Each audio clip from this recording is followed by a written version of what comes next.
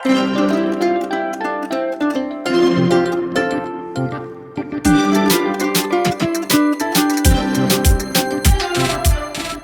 Everyone, आज आम बनाया जाऊे कइया दिया माछ तरकारी जो थी आम दही यूज करवा। तो वीडियोटी को पूरा लास्ट पर्यंत देखूँ, जमारू भी स्किप करंतुनी। तो फास्ट आम सोरिष तेल टे गरम करवा, तादेह आम माछ पीस को हलदी लुण गोलैकी जमती आम फ्राए करे भजा भाजे माछ भजा सेमती आम भाजी नवा। तो मन रखि जो भाजबे बहुत ही क्रिस्पी करी भाजबेनी, जस्ट टिके जमती देखिपे मोर जमी टिके भजा होती सेमती ही अल्प भाजिकी काढ़ी नेबे। एबे गोटे छोट मसला ग्राइंडिंग जार रे आम रसुण किछि ऐड करवा, सुखिला लंका ऐड करवा, कंचा लंका ऐड करवा, कंचा लंकार फ्लेवर पाई ताकू निश्चिंत ऐड करवा। तापरे एबे सेतरे गोटे चम्मच आमर गोटा धनिया ऐड करवा, गोटा जीरा आम गोटे चम्मच ऐड करवा, तापरे गोटे चम्मच सोरिष ऐड करवा। एबे सेथेरे कटा जाइथिबा किछि टमाटो ऐड करवा। तो मुझे गोटे टमाटो नहीं, आपको जदि बेसी खट्टा टिके पसंद ताले आपण बड़ 2टा टमाटो ऐड कर परिबे। तो एबे अल्प टिके पानी देकी ताकू भल भाबरे पूरा स्मूथ पेस्ट करनवा। तो स्मूथ पेस्टा आमर पूरा जमी प्लेन हो माने बुझिपारे जमी दरदरा ग्राइंड हो न पूरा प्लेन होता दरकार। एबे देखो मुझे कइया ऐड करची।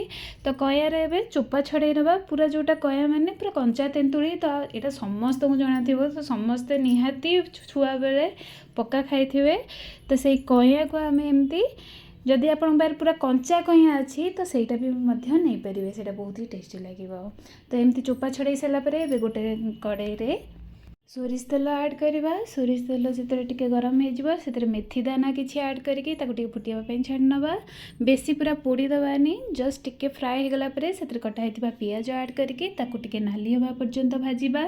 तो ये पियाजर क्वांटिटी टिके बेसी देवे, कारण सब बेले माछ तरकारी रे पियाजर फ्लेवरटा बहुत ही भल लगी थाए। तो एबे पियाजटी रेड हो आसलानी। तो एबे सेथरे आमे भृसंग पत्र ऐड करवा किछि।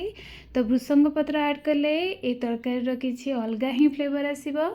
भृसंग पत्र ऐड कर सारा परे आमे बटा जाइथिबा मसला को ऐड करवा। तो यहाँ बेसर बटा मसला, तो या को आमे बेसी भाजीबा नहीं, जस्ट ताकू टिके आमे टिके चामच द्वारा टिके गोळेई नबा।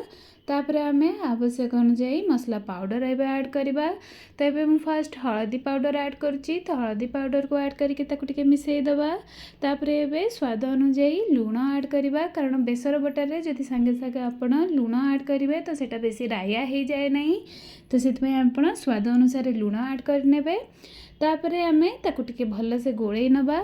तो आपणकर जदि मसला ये लगी जाउथिबो ताले आपण अल्प टिके पानी मध्य दे परिबे। तो एबे मु देखिपारे मुझे दही ऐड करची। तो ये जितेबाला कइया ऐड करेंगे तो कइयार फ्लेवर सांगे दहीर फ्लेवर बहुत ही बढ़िया सुंदर मैच करे। तो आप निश्चिंत दही ऐड करेंगे, जमारू भी स्किप करेंगे। तो यहाँ दही माछ नुहे, यहाँ कइया दही माछ तरकारी। तो यहाँ नुआ पूरा टेस्टी रेसिपी। तो आप निश्चिंत घरे ट्राए करूँ, यहाँ समस्ते जी खाइबे तांको नुआ ही टाइप लगे। तो देखिपारे ये टिके मसला को आम कषि सारा टिके फुटापी छाड़दे से कइया गुड़ाक जो आम रखी से आम ऐड करवा। तो जदि आप बेसी टिके कइया देवाक चाहते ताले बेसी कइया दे पारे। एबे देखो भजा जाइथिबा आलू को मुझे ऐड करिछि।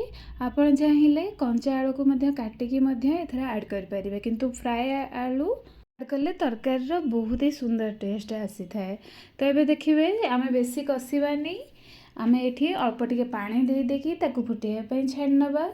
तो देखिपारे मुझे पानी देची, बहुत पानी देदेबानी एका सांगे, जस्ट टिके टिके।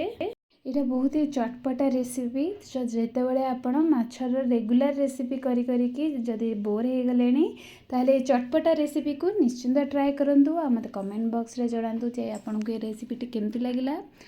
तो ये देखु ताको फुटापी 5 ରୁ 10 मिनिट आप छाड़ी ने घोड़ेकी। तो ये देखु पूरा तेल छाड़ी आसलानी, ताने मसला आमर पूरा रेडी हो गला। तो तार पानी सुखी जाइनी बेसी कि लगी जाइनी बेसी, तो लगिगले माने राया हो। तो ये देखा आम से पानी ऐड करवा। तो आप गरम पानी ही यूज करेंगे, माने पूरा गरम फुटुवा पानी किसी दरकार नहीं, नॉर्मल गरम पानी आप यूज करेंगे। तो धीरे धीरे देखिकी देवे, आपन को जेतिकी झोल पसंद ग्रेवी पसंद सेतिकी आपण धीरे धीरे देखिकी ताकू गोळेकी देवे, नहले एकाथरे देदेले आपन को जदि दरकार नथिबो एटा बेसी पानी हो जिवो। तो तार टेस्ट मध्य भल लगे। तो ये देखिपे पानी देला परे आमे ताकू घोड़ेकी ताकू फुटापी छाड़ी नवा। पूरा जेते पर्यंत पूरा आलूटी सिझिनी सेतिकी पर्यंत आपण ताकू भल भाव में फुटेबे। देखिपे पूरा मसलार कलर माने जमती तेल साइड रे पूरा देखा जाउची। आमे आलू को टिके प्रेस करके देखिबा जे सिझिची कि नहीं। तो यहाँ सिझी जाइए आलू, तो बेसी आउ सिझेबानी। तो तरकारीटा ऑलमोस्ट कंप्लीट हो गलानी। एबे हमर भजा माछ को एबे ऐड कर नवा। तो देखिपे भजा माछटी केमती फ्राए होती पूरा कड़कड़ होगी भजा है नॉर्मल भजा होती। तो ये से ऐड करने आउ एबे गैस रो फ्लेम को टिके पूरा कमई देवे जमती कि मीडियम रू टिके कमई देवे। तो कमई देकी ताकू टिके 5 मिनिट पर्यंत ताकू टिके फुटापी छाड़ी नेबे। तो ये भाव में जदि आप माछ तरकारी पूरा प्रोसीजर अनुसार करेंगे स्टेप बाय स्टेप तो यार यूनिक ही टेस्ट आसब।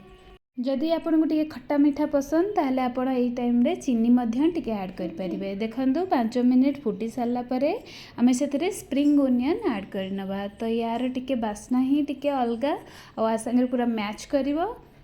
जदि आपण पाखे स्प्रिंग ओनियन अवेलेबल नहीं तो ताकू स्किप मध्य करें। तो ये सीजन अच्छी स्प्रिंग ओनियन तो से आप निश्चिंत ऐड करें चाहिए। तो ये देखो हो सारे जस्ट 1 मिनिट फुटेकी एबे गैस रो फ्लेम को ऑफ करनबा। आ से धनिया पत्र टिके ऐड करनबा। धनिया पत्र माछ तरकारी रे निश्चिंत भाव में ऐड करेंगे। आप भूसम पत्र पकातु कि जहाँ भी पकातु कि लास्ट को धनिया पत्र ही देवे।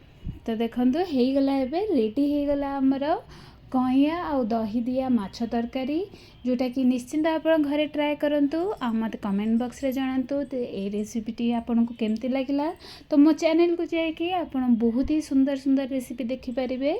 तो मो चैनल को निश्चिंत सब्सक्राइब करंतु आ भल लगी लाइक आ शेयर कमेंट निश्चिंत।